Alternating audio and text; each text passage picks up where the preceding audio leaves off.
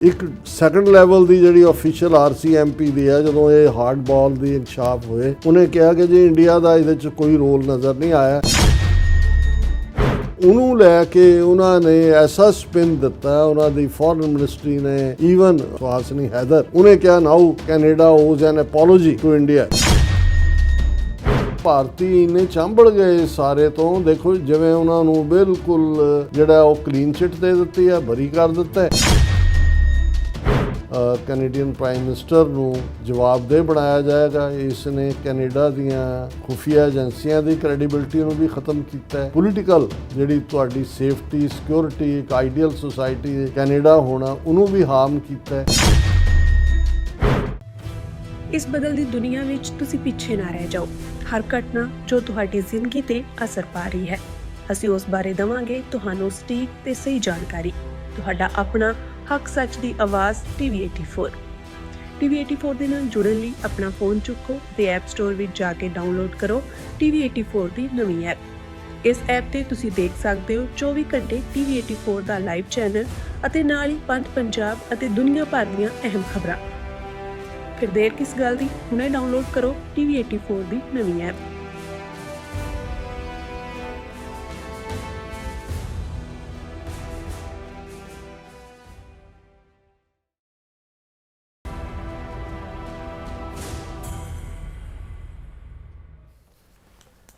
Viewers welcome back to program. So viewers ਗੱਲਬਾਤ ਕਰਨ ਜਾ ਰਹੇ ਹਾਂ ਕਿ ਕੈਨੇਡਾ ਸਰਕਾਰ ਵੱਲੋਂ ਹਰਦੀਪ ਸਿੰਘ ਨਿੱਜਰ ਕਤਲ ਕੇਸ ਮਾਮਲੇ ਵਿੱਚ ਭਾਰਤੀ ਸਟੇਟ ਨੂੰ ਬਰੀ ਕਰਨ ਦੇ ਕੁਝ ਫੈਸਲੇ ਨੇ ਭਾਰਤੀ ਕਰਿੰਦਿਆਂ ਦੇ ਹੌਸਲੇ ਹੋਰ ਬੁਲੰਦ ਕਰ ਦਿੱਤੇ ਨੇ। ਇਸ ਸੰਬੰਧੀ ਕੈਨੇਡਾ ਚੋਂ ਕੱਢੇ ਗਏ ਭਾਰਤੀ ਹਾਈ ਕਮਿਸ਼ਨਰ ਸੰਜੇ ਵਰਮਾ ਨੇ ਬੜੀਆਂ ਢੀਂਗਾਂ ਮਾਰੀਆਂ ਨੇ। ਸੋ ਇਸ ਬਾਰੇ ਆਪਾਂ ਗੱਲਬਾਤ ਕਰਨ ਜਾ ਰਹੇ ਹਾਂ, ਨਾਲ ਜਿਹੜੇ ਤੁਹਾਡੇ ਲਾਈਵ ਮੈਸੇਜ ਨੇ ਉਹ ਵੀ ਆਪਾਂ ਸ਼ੇਅਰ ਕਰਾਂਗੇ। ਸੋ ਅਸੀਂ ਚਾਹਾਂਗੇ ਕਿ ਤੁਸੀਂ ਇਸੇ ਤਰ੍ਹਾਂ ਬੜੇ ਰਹਿਣਾ, ਦੇਖਣ ਸੁਣ ਲਈ ਲਿਖਣ ਲਈ ਤੁਹਾਡਾ ਸਭ ਦਾ ਬਹੁਤ ਬਹੁਤ ਧੰਨਵਾਦ ਜੀ। ਡਾਕਟਰ ਸਾਹਿਬ ਕੀ ਕਹਿਣਾ ਚਾਹੋਗੇ?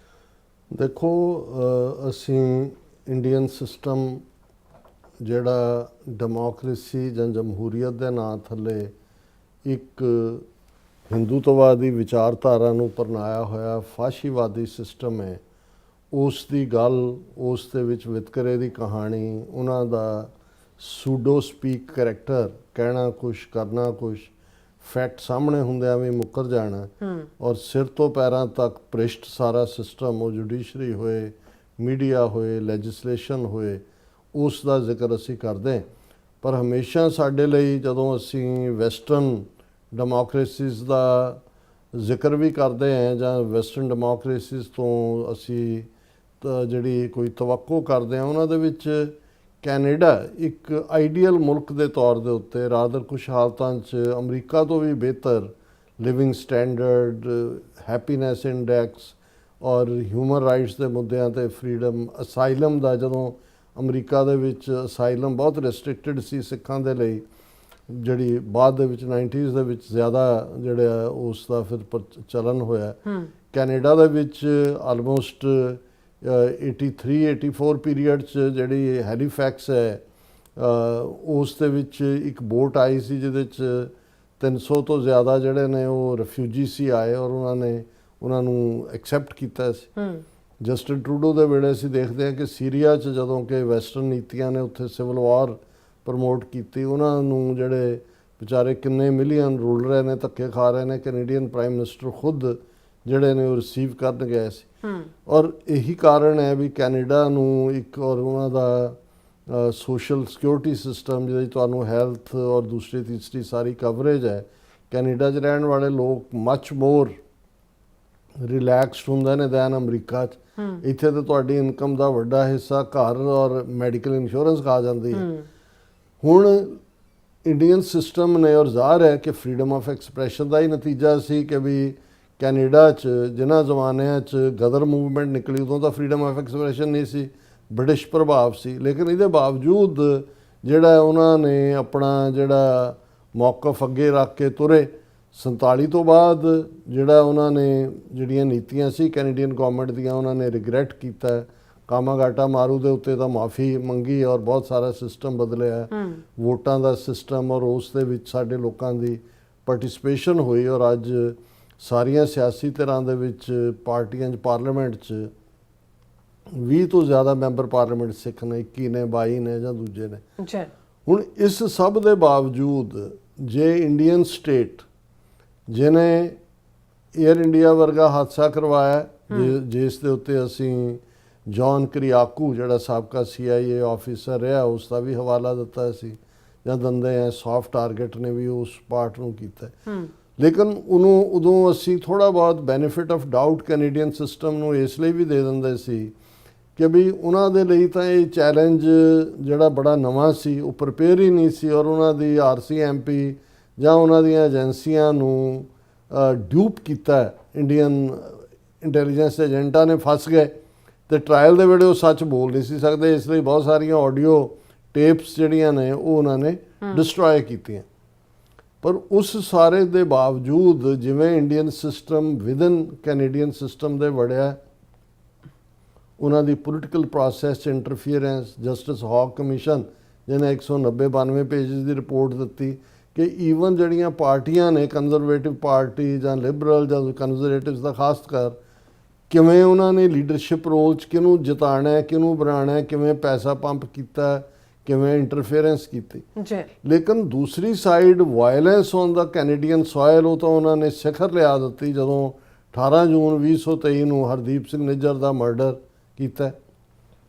ਨਤੀਜੇ ਉਸ ਤੋਂ ਪਹਿਲਾਂ ਰਿਪਦਮਨ ਸਿੰਘ ਮਲਕ ਜਿਹੜਾ ਇਹਨਾਂ ਦਾ ਹੀ ਏਜੰਟ ਬਣ ਗਿਆ ਸੀ, ਉਹਦਾ ਵੀ ਮਰਡਰ ਕੀਤਾ। ਇਹ ਵੀ ਸਾਹਮਣੇ ਆਇਆ ਕਿ ਭਾਈ ਇਹੀ ਉਹਦੇ ਬਿਹਾਈਂਡ ਸੀ, ਕਿਉਂਕਿ ਏਜੰਸੀਆਂ ਹਮੇਸ਼ਾ ਜਿਹਨੂੰ ਵਰਤਦੀਆਂ ਨੇ ਉਹਨੂੰ ਫਿਰ ਡੰਪ ਕਰਦੀਆਂ। ਬਿਲਕੁਲ। ਹੁਣ ਕਿਉਂਕਿ ਪਹਿਲੇ ਜਿਹੜੇ ਮਰਡਰ ਸਣੇ ਮਲਕ ਦੇ ਜਾਂ ਹੋਰ ਹੋਏ, ਉਹਨਾਂ ਬਾਰੇ ਤਾਂ ਕੋਈ ਕੈਨੇਡੀਅਨ ਗਵਰਨਮੈਂਟ ਅੰਦਰ ਖਾਤੇ ਤਾਂ ਇੰਡੀਆ ਨੂੰ ਕਹਿੰਦੀ ਹੋਏਗੀ, ਲੇਕਿਨ ਇਹ ਜਦੋਂ ਅਖੀਰ ਉਹਨਾਂ ਨੇ ਫੜ ਲਈ ਤੇ 18 ਸਤੰਬਰ ਨੂੰ 3 ਮਹੀਨੇ ਬਾਅਦ ਜਸਟਿਨ ਟਰੂਡੋ ਨੇ ਕੈਨੇਡੀਅਨ ਪਾਰਲੀਮੈਂਟ ਦੇ ਵਿੱਚ ਇਹ ਇਨਕਸ਼ਾਫ ਕੀਤਾ ਕਿ ਇੰਡੀਅਨ ਸਟੇਟ ਜ਼ਿੰਮੇਵਾਰ ਹੈ। ਔਰ ਫਿਰ ਫੋਲੋ ਅਪ ਦੇ ਤੌਰ ਦੇ ਉੱਤੇ 6 ਜਿਹੜੇ ਉਹਨਾਂ ਦੇ ਟੌਪ ਡਿਪਲੋਮੈਟ ਸੀ, ਜਿਨ੍ਹਾਂ 'ਚ ਸੰਜੇ ਵਰਮਾ ਜਿਹੜਾ ਹਾਈ ਕਮਿਸ਼ਨਰ ਸੀ ਆਟਵਾ ਦੇ ਵਿੱਚ, ਉਹਨਾਂ ਨੂੰ ਪਰਸੋਨਾ ਨਾਨ ਗ੍ਰੈਟਾ ਕਿ get out of the country, ਉਹਨਾਂ ਨੂੰ ਇਹ ਕੀਤਾ। ਟਰੂਡੋ ਨਾਲ ਖੁਦ ਕੀ ਬੀਤਿਆ G20 ਦੇ ਵੇਲੇ ਹਿਊਮਿਲੀਏਸ਼ਨ, ਪਰ ਹੀ ਸਟੂਡ ਹਿਸ ਗਰਾਊਂਡ, ਕਿਉਂਕਿ ਪ੍ਰਾਈਮ ਮਿਨਿਸਟਰ ਦੇ ਕੋਲ ਕੋਈ ਆਪਣੇ ਤਾਂ ਇਹ ਨਹੀਂ ਹੈ ਵੀ ਉਹਨਾਂ ਨੇ ਕੋਈ ਆਪਣੇ ਫਰਿਸ਼ਤੇ ਰੱਖੇ ਹੋਏ ਨੇ ਜਿਹੜੇ ਉਹਨਾਂ ਨੂੰ ਖਬਰ ਲਿਆ ਕੇ ਦਿੰਦੇ ਨੇ। ਜਿਹੜੀਆਂ ਇੰਟੈਲੀਜੈਂਸ ਏਜੰਸੀਜ਼ ਹੁੰਦੀਆਂ ਨੇ ਉਹੀ ਆਈਜ਼ ਐਂਡ ਈਅਰਸ ਹੁੰਦੀਆਂ। ਸੋ ਜੋ ਕੁਝ ਜਸਟਿਨ ਟਰੂਡੋ ਨੇ ਕੀਤਾ, ਕਿਹਾ ਜ਼ਾਹਰ ਹੈ ਕਿ ਏਜੰਸੀਆਂ ਦੀ ਰਿਪੋਰਟ ਤੇ ਬੇਸਡ, ਐਵੀਡੈਂਸ ਬੇਸਡ, ਲੇਕਿਨ ਇੰਡੀਆ ਟੋਟਲ ਡਿਨਾਇਲ 'ਚ ਰਿਹਾ ਕਿ ਜੀ ਕੋਈ ਸਬੂਤ ਨਹੀਂ, ਕੋਈ ਦੂਜਾ। ਪਰ ਜਦੋਂ ਹੀ ਅਕਤੂਬਰ-ਨਵੰਬਰ 'ਚ ਨਿਖਿਲ ਗੁਪਤਾ ਦੀ ਇੰਡਾਇਕਟਮੈਂਟ ਹੋਈ 2023 ਦੇ ਵਿੱਚ, ਔਰ ਇਹ ਸਾਹਮਣੇ ਆਇਆ ਕਿ ਵੀ ਨਿਖਿਲ ਗੁਪਤਾ ਨੂੰ ਜਿਹੜਾ ਹੈ ਉਹ ਜਿਹਨੂੰ ਹਾਇਰ ਕਰ ਰਿਹਾ ਇੱਥੇ ਗੁਰਪਤਵੰਤ ਪੰਨੂ ਦੇ ਮਰਡਰ ਦੇ ਲਈ, ਉਹ ਕਮਿਊਨੀਕੇਟ ਕਰ ਰਿਹਾ ਕੈਨੇਡਾ ਵਾਲਿਆਂ ਦੇ ਨਾਲ, ਉੱਥੋਂ ਜਿਹੜਾ ਪਿੱਛੋਂ ਜਿਹੜਾ ਉਹ ਰਾਹ ਦੇ ਅਫੀਸ਼ੀਅਲ ਨਾਲ ਕਰ ਰਿਹਾ। ਉਹਨੂੰ ਜਿਹੜਾ ਹਰਦੀਪ ਨਿੱਜਰ ਦੀ ਜਿਹੜੀ ਸ਼ਾਟ ਡੈਡ ਦੀ ਪਿਕਚਰ ਵੀ ਮਿਲ ਰਹੀ ਹੈ, ਉਹ ਇੱਥੋਂ ਵਾਲਿਆਂ ਨੂੰ ਕਹਿ ਰਿਹਾ ਉਹਦਾ ਕੰਮ ਅਸੀਂ ਕਰਤਾ। ਉੱਥੇ ਬੈਠੇ ਇੰਡੀਅਨ ਏਜੰਸੀਆਂ ਦੇ ਜਿਹੜੇ ਆਊਟਫਿਟ ਨੇ, ਗੋਬਰ ਯਾਦਵ ਵਰਗੇ ਜਿਹੜੇ ਨੇ, ਉਹ ਬੜੇ ਦਾਅਵੇ ਨਾਲ ਕਹਿ ਰਹੇ ਨੇ ਕਿ ਵੀ एक और उड़ा दिया खालिस्तानी, पहले खंडे को उड़ाया, अब इसको उड़ाया, उड़ा देंगे, एक एक को उड़ा देंगे। और वो बड़े मान नाल कह रहे हैं कि बिश्नोई गैंग के तो नाम से कांपते हैं खालिस्तानी, देखो क्या करना शुरू कर दिया। हुण किसी नूं कोई रादर जस्टिन ट्रूडो दा जिहड़ा इंकशाफ सी, ਉਹਨੂੰ ਜਦੋਂ ਅਮਰੀਕਾ ਦੀ ਅਦਾਲਤ ਦੇ ਵਿੱਚ ਕਬੂਲਨਾਮਾ ਨਿਖਿਲ ਗੁਪਤਾ ਨੇ ਦਿੱਤਾ, ਸਾਬਤ ਹੋ ਗਿਆ ਕਿ ਕੀ ਪਾਰਟ। ਅਗੇਨ ਹੁਣ ਆਪਰੇਸ਼ਨ ਹਾਰਡਬਾਲ ਜਿਹੜਾ ਅਕ੍ਰੋਸ ਕੰਟੀਨੈਂਟਸ ਕੀਤਾ, ਅਮਰੀਕਨ FBI ਨੇ ਦੂਜਾ ਇਨਵੋਲਵ ਕੀਤਾ, ਉਹਦੇ 'ਚ ਸਿੱਧੇ ਤੌਰ ਦੇ ਉੱਤੇ ਉਹਨਾਂ ਨੇ ਲਾਰੈਂਸ ਬਿਸ਼ਨੋਈ ਨੂੰ ਹਰਦੀਪ ਸਿੰਘ ਨਿੱਜਰ ਦੇ ਜਿਹੜਾ ਮਰਡਰ ਦੇ ਲਈ ਜ਼ਿੰਮੇਵਾਰ ਦੱਸਿਆ। ਉਹਦੀ ਐਕਸਟ੍ਰੈਡੀਸ਼ਨ ਵੀ ਮੰਗ ਰਹੀ ਹੈ, ਅਲੋਂਗ ਵਿਦ ਜਿਹੜਾ ਜੱਗੂ ਭਗਵਾਨਪੁਰੀਆ ਔਰ ਗੁਰਿੰਦਰਜੀਤ ਸਿੰਘ ਨਾਗਰਾ ਜਿਹੜਾ SHO ਜਾਂ ਦੂਜਾ। ਹੁਣ ਚਾਹੀਦਾ ਤਾਂ ਇਹ ਸੀ। ਔਰ ਲਾਰੈਂਸ ਬਿਸ਼ਨੋਈ ਕੌਣ ਹੈ? ਕੈਨੇਡਾ ਨੇ ਉਹਨੂੰ ਉਸ ਦੀ ਗੈਂਗ ਨੂੰ ਟੈਰਰਿਸਟ ਗੈਂਗ ਐਲਾਨਿਆ ਹੋਇਆ। ਔਰ ਡਿਪਟੀ ਪ੍ਰਾਈਮ ਮਿਨਿਸਟਰ ਕੈਨੇਡਾ ਦੇ ਨੇ ਇੱਕ ਸਟੇਜ ਦੇ ਉੱਤੇ ਕਿਹਾ ਸੀ ਜਸਟਿਨ ਟਰੂਡੋ ਦੇ ਵੇਲੇ ਕਿ ਅਮਿਤ ਸ਼ਾਹ ਇਹਨੂੰ ਹੈਡ ਕਰਦਾ ਹੈ ਸਾਰਿਆਂ ਨੂੰ। ਹੁਣ ਜਦੋਂ ਡਿਪਲੋਮੈਟ ਕੱਢੇ ਜਾਂ ਅਮਿਤ ਸ਼ਾਹ ਦਾ ਨਾਂ ਲਿਆ, ਜ਼ਾਹਰ ਹੈ ਕਿ ਭਾਈ ਇਹ ਸਾਰੇ ਗੈਂਗਸਟਰ ਕਲਚਰ ਔਰ ਲਾਰੈਂਸ ਰੱਖਿਆ ਵੀ ਉਹਨੂੰ ਸਾਬਰਮਤੀ 'ਚ ਹੋਇਆ। ਹੁਣ ਤੁਸੀਂ ਇੰਡੀਅਨਸ ਦੇ ਨੈਰੇਟਿਵ ਦਾ ਟਵਿਸਟ ਦੇਖੋ, ਪਰ ਉਹਦੇ ਲਈ ਜਿਹੜੀ ਗਰਾਊਂਡ ਪ੍ਰੋਵਾਈਡ ਕੀਤੀ ਹੈ ਉਹ ਕੈਨੇਡਾ ਨੇ ਕੀਤੀ ਹੈ। ਇੱਕ ਸੈਕੰਡ ਲੈਵਲ ਦੀ ਜਿਹੜੀ ਆਫੀਸ਼ੀਅਲ RCMP ਦੀ ਹੈ, ਜਦੋਂ ਇਹ ਹਾਰਡ ਬਾਲ ਦੀ ਇਨਕਸ਼ਾਫ ਹੋਏ ਉਹਨੇ ਕਿਹਾ ਕਿ ਜੀ ਇੰਡੀਆ ਦਾ ਇਹਦੇ 'ਚ ਕੋਈ ਰੋਲ ਨਜ਼ਰ ਨਹੀਂ ਆਇਆ। ਔਰ ਹੁਣ ਉਹਨੂੰ ਲੈ ਕੇ ਉਹਨਾਂ ਨੇ ਐਸਾ ਸਪਿਨ ਦਿੱਤਾ, ਉਹਨਾਂ ਦੀ ਫੋਰਨ ਮਿਨਿਸਟਰੀ ਨੇ, ਈਵਨ ਜਿਹੜੀ ਉਹਨਾਂ ਦੀ ਦਾ ਹਿੰਦੂ ਦੀ ਜਿਹੜੀ ਐਕਸਪਰਟ ਹੈ ਫੋਰਨ ਅਫੇਅਰਸ ਦੀ, ਸੁਹਾਸਿਨੀ ਹੈਦਰ, ਉਹਨੇ ਕਿਹਾ now Canada owes an apology to India, ਕਿ ਜੇ ਉਹਨਾਂ ਨੇ ਹਾਈ ਕਮਿਸ਼ਨਰ ਨੂੰ ਬਲੇਮ ਕੀਤਾ ਸੀ, ਹੁਣ ਤਾਂ ਕਲੀਅਰ ਹੋ ਗਿਆ। ਉਹ ਅਜੇ ਤਾਂ ਇਹਦੀ ਇਨਵੈਸਟੀਗੇਸ਼ਨ ਚੱਲ ਰਹੀ। ਇੱਕ ਹੋਰ ਗੈਂਗਸਟਰ ਜਿਹੜਾ ਕੱਲ੍ਹ ਪਰਸੋਂ ਉਹਨਾਂ ਨੇ LA ਤੋਂ ਚੱਕਿਆ ਹੈ, ਅਜੇ ਤਾਂ ਜਿਹੜਾ ਅਸੀਂ ਤਾਂ ਇਹਨੂੰ ਕਿਹਾ ਜੀ ਇੱਕ ਸਟੈਪ ਫਾਰਵਰਡ ਹੈ, ਜਿਹੜਾ ਨੈਕਸਟ ਐਕਸਟ੍ਰੈਡੀਸ਼ਨ ਅਜੀਤ ਡੋਵਲ ਔਰ ਅਮਿਤ ਸ਼ਾਹ ਦੀ ਮੰਗਣੀ ਹੈ ਅਮਰੀਕਾ ਨੇ, ਜਦੋਂ ਬਾਂਹ ਮਰੋੜੀ ਪੂਰੀ, ਅਜੇ ਤਾਂ ਚੱਲ ਰਹੀ ਹੈ ਪ੍ਰੋਸੈਸ। ਲੇਕਿਨ ਭਾਰਤੀ ਇੰਨੇ ਚਾਂਬੜ ਗਏ ਸਾਰੇ ਤੋਂ, ਦੇਖੋ ਜਿਵੇਂ ਉਹਨਾਂ ਨੂੰ ਬਿਲਕੁਲ ਜਿਹੜਾ ਉਹ ਕਲੀਨ ਚਿੱਟ ਦੇ ਦਿੱਤੀ ਹੈ, ਬਰੀ ਕਰ ਦਿੱਤਾ ਹੈ। ਔਰ ਇਸ ਦੇ ਉੱਤੇ ਹੁਣ ਜਿਹੜਾ ਉਹ ਹਾਈ ਕਮਿਸ਼ਨਰ ਕੱਢਿਆ ਹੋਇਆ ਸੰਜੇ ਵਰਮਾ, ਉਹਦਾ ਅੱਜ ਲੰਬਾ ਚੌੜਾ ਇੰਟਰਵਿਊ ਉਹਨੇ ਜਿਹੜੀ ਰਾਹ ਦੀ ਆਊਟਫਿਟ ਏਜੰਸੀ ਹੈ ANI ਉਹਨੂੰ ਦਿੱਤਾ। ਉਹਦੇ 'ਚ ਉਹਨੇ ਕਿਹਾ ਕਿ ਜੀ ਦੇਖੋ, crackdown will bring crime free Canada, benefit all Canadians। ਹੁਣ ਇਹ ਸੰਜੇ ਵਰਮਾ ਇਹ ਕਹਿ ਰਿਹਾ ਕਿ ਜੀ ਦੇਖੋ, ਇਹ ਜਿਹੜਾ ਕ੍ਰੈਕਡਾਊਨ ਕੀਤਾ ਹੈ, ਇਹ ਤਾਂ ਸਾਡੀ ਗੱਲ ਠੀਕ ਸਾਬਤ ਹੋ ਗਈ ਕਿ ਭਾਈ ਇਹ ਸਾਰੇ ਖਾਲਿਸਤਾਨੀਆਂ ਦੀਆਂ ਜਿਹੜੀਆਂ ਨੇ ਕ੍ਰਾਈਮ ਨੈਟਵਰਕ ਹੈ, ਔਰ ਇਸ ਦਾ ਬੜਾ ਪੋਜ਼ਿਟਿਵ ਇੰਪੈਕਟ ਹੋਏਗਾ, ਕਿਉਂਕਿ ਜਿਹੜੀ ਵਾਇਲੈਂਸ ਇਹ ਖਾਲਿਸਤਾਨੀ ਕਰ ਰਹੇ ਸੀ, ਇਹ ਸਾਰੀ ਜਿਹੜੀ ਹੈ ਹੁਣ ਖਤਮ ਹੋਏਗੀ, ਕਿਉਂਕਿ ਜਿਹੜਾ money was extorted from them by going to their homes and threatening them, ਕਿ ਵੀ ਇਹ ਖਾਲਿਸਤਾਨੀ ਲੋਕਾਂ ਦੇ ਘਰਾਂ 'ਚ ਜਾ ਕੇ ਐਕਸਟੋਰਟ ਕਰ ਰਹੇ ਸੀ, ਦੂਸਰਾ ਕਰ ਰਹੇ ਸੀ, ਲੋਕਾਂ ਦੀਆਂ ਜ਼ਿੰਦਗੀਆਂ ਪ੍ਰਭਾਵਿਤ ਹੋ ਰਹੀਆਂ ਸੀ। ਦੇਖੋ, he also cited the recent indictment of individual named Tanda in Vancouver as an example, ਕਿ ਇਹ ਜਿਹੜੇ ਖਾਲਿਸਤਾਨ, ਉਹ ਟਾਂਡਾ ਇਹਨਾਂ ਦਾ ਬੰਦਾ ਹੈ, ਏਜੰਸੀਆਂ ਦਾ ਜੀ, ਉਹਨੂੰ ਵੀ ਉਹ ਅਗੇਨ ਖਾਲਿਸਤਾਨੀ। ਜਦੋਂ ਤੁਸੀਂ ਝੂਠ ਹੀ ਬੋਲਣਾ ਹੈ ਜਾਂ ਤੁਸੀਂ ਚਾਂਬੜੇ ਹੀ ਹੋਏ ਹੋ, ਤੁਸੀਂ ਫਿਰ ਜੋ ਮਰਜ਼ੀ ਕਹੀ ਜਾਓ। ਫਿਰ ਉਹ ਇਹ ਕਹਿੰਦਾ ਕਿ ਜੀ ਇਹ ਜਿਹੜਾ ਸਾਰਾ ਪਾਰਟ ਹੈ ਹੁਣ ਇਹ ਐਕਸਪੋਜ਼ ਹੋ ਗਿਆ। The drug peddling they used to do, Khalistani still do it, and one was even caught in Vancouver named Tanda mentioned in indictment. ਉਹਨੇ ਕਿਹਾ ਜੀ ਇਹ ਡਰਗ ਪੈਡਲਿੰਗ ਕਰਦੇ ਨੇ ਖਾਲਿਸਤਾਨੀ, ਆ ਟਾਂਡਾ ਦੇਖ ਲਓ, ਉਹ ਵੀ ਫੜਿਆ ਗਿਆ। ਔਰ ਇਹ ਸਾਰਾ ਸਾਨੂੰ ਤਾਂ ਐਵੇਂ ਝੂਠਾ ਬਲੇਮ ਕੀਤਾ ਸੀ ਪੋਲੀਟੀਕਲੀ, ਜਸਟਿਨ ਟਰੂਡੋ ਨੇ ਆਪਣਾ ਗੁੱਸਾ ਕੱਢਿਆ ਸੀ। ਔਰ ਇਹ ਜਿਹੜਾ ਸਾਡੇ ਭਾਰਤ ਦਾ ਕਲਚਰ ਤਾਂ ਹੈ ਹੀ ਨਹੀਂ, ਅਸੀਂ ਤਾਂ ਵਾਇਲੈਂਸ ਕਰਨ ਵਾਲੇ ਹੀ ਨਹੀਂ ਹੈ। ਔਰ ਸਾਡੀ ਜਿਹੜੀ ਓਵਰਆਲ ਪਾਲਿਸੀ ਹੈ, ਅਸੀਂ ਰਿਸਪੌਂਸਿਬਲੀ ਜਿਹੜਾ ਹੈ, India's culture is thousands and thousands of years old, and this culture teaches us, Sanatan teaches us not to give pain and suffering to others. ਹੁਣ ਇਹ ਹਾਈ ਕਮਿਸ਼ਨਰ ਜਿਹੜਾ ਰਿਹਾ ਹੈ ਫੋਰਨ ਸਰਵਿਸ ਦਾ, ਉਹ ਵੀ ਸਨਾਤਨ ਤੇ ਆ ਗਿਆ। ਕਹਿੰਦੇ ਸਾਡੀ ਤਾਂ ਸਨਾਤਨ ਦਾ ਜਿਹੜਾ ਸਾਰਾ ਇਹ ਬੜਾ ਪੀਸਫੁਲ ਹੈ। ਫਿਰ ਇਹ ਉਹਦਾ ਇੰਟਰਵਿਊ ਉਹਨਾਂ ਨੇ ਘੱਟੋ ਘੱਟ 3 ਸਟੋਰੀਜ਼ ਦੇ ਵਿੱਚ ਅੱਡ ਕਰਕੇ ਛਾਪਿਆ।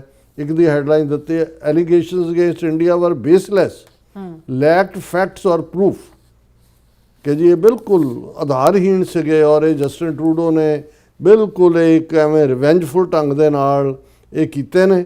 ਹੁਣ ਜਿਹੜੀ ਇਨਵੈਸਟੀਗੇਸ਼ਨ 3 ਸਾਲ ਚੱਲੀ, ਕੈਨੇਡਾਜ਼ ਏਜੰਸੀਆਂ ਵੀ ਉਹਦਾ ਹਿੱਸਾ ਸੀ, ਔਰ ਉਸ 'ਚ ਜਿਹੜਾ ਕਨਕਲੂਜਨ ਇਹ ਨਿਕਲਿਆ ਕਿ ਇਹ ਜਿਹੜਾ ਕਿ ਅਸੈਸੀਨੇਸ਼ਨ ਜਿਹੜੀ ਹੈ ਹਰਦੀਪ ਨਿੱਜਰ ਦੀ, ਇਹ ਬਿਸ਼ਨੋਈ ਨੇ ਕੀਤੀ ਹੈ। ਟੈਰਰਿਸਟਾਂ ਦਾ ਆਪਸ 'ਚ ਰੌਲਾ ਸੀਗਾ, ਇਹਨਾਂ ਦਾ ਇਹ ਡਰੱਗ ਡੀਲਰ ਔਰ ਇਹ ਵੋ, ਔਰ ਇਸ ਦੇ ਉੱਤੇ ਈਵਨ CBC ਨੇ ਵੀ ਸਟੋਰੀ ਕੀਤੀ ਹੈ, ਔਰ ਮਨਿੰਦਰ ਸਿੰਘ ਨੇ ਵੀ ਇਸ ਦੇ ਉੱਤੇ ਜਿਹੜਾ ਰਿਐਕਟ ਕੀਤਾ।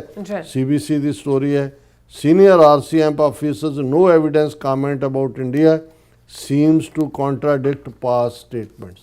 ਕਿ ਜੋ ਹੁਣ RCMP ਦੀ ਸੀਨੀਅਰ ਜਿਹੜੀ ਆਫਿਸਰ ਕਹਿ ਰਹੀ ਹੈ, ਇਹ ਤਾਂ ਜਿਹੜੀਆਂ ਪਹਿਲੀਆਂ ਰਿਪੋਰਟਾਂ ਉਹਨਾਂ ਦੀਆਂ ਆਪਣੀਆਂ ਨੇ, ਉਸ ਦੇ ਹੀ ਖਿਲਾਫ ਇਹ ਭੁਗਤ ਰਹੇ ਨੇ, ਕੰਟਰਾਡਿਕਟ ਕਰ ਰਹੇ ਨੇ।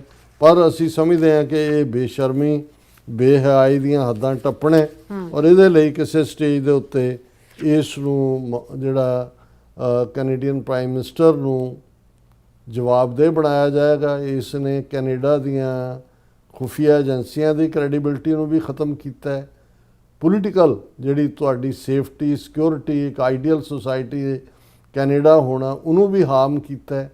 ਕੈਨੇਡੀਅਨ ਸਿਟੀਜ਼ਨਸ ਦੇ ਲਈ ਨਾ ਖਲੋਣਾ, ਔਰ ਤੁਸੀਂ ਚੰਦ ਸਿੱਕਿਆਂ ਦੀ ਖਾਤਰ ਵਪਾਰਕ ਹਿੱਤਾਂ ਦੇ ਸਾਹਮਣੇ ਤੁਸੀਂ ਜਿਹੜਾ ਉਹ ਇੰਡੀਅਨ ਸਟੇਟ ਦੇ ਕੁੱਤੇ ਬਣਨ ਨੂੰ ਤਿਆਰ ਹੋ ਗਏ ਹੋ, ਐਕਸਟੈਂਸ਼ਨ ਬਣ ਰਹੇ ਹੋ।